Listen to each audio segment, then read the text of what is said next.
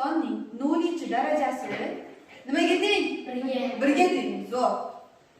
Xo'p, 4-inchisi ani n'chisini ko'paytiramiz 2-darajaga. Qavs bo'lsa, qavsni ochish uchun ko'paytiramanmi? Bo'ldi. Demak, ani n'chisini ko'paytiraman, ani n'chisiga. Xo'p, yaxshi. 5-inchisi eng zo'rlardan bittasi qaranglar. Ani D bo'lsin.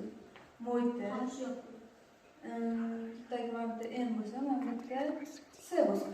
Da o'shani M ko'paytiradigan n'chisi taqsim. Bu ham ta'sir qiladi dedimmi? Ta'sir qilamiz. B ni S ko'paytirilgan n'chisi. To'g'rimi?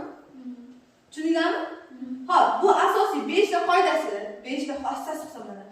Endi misolga qaraymiz. Xo'p, o'quvchilar qaranglar, ikkita misol, to'g'rimi? Xo'p, ikkita misolni ham ishlashni bilamiz.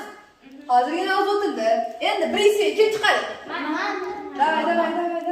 Kim chiqadi? Kim? Yurib chiqing. Qani tashlab beringchi.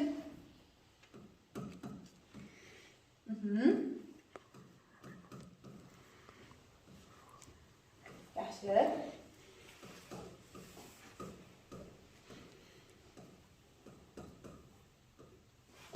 Xo'p.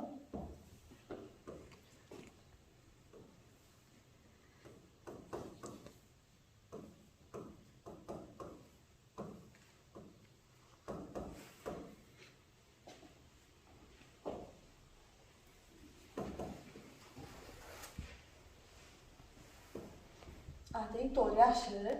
Hop, B-chi nima chiqadi? B3. Hop, mana nima so'rayapti? Ko'paytmasini?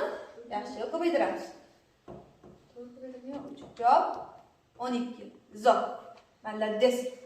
Hop, birinchi misol ketdi, to'g'rimi? Endi bolamjonlarim, ikkinchi misol.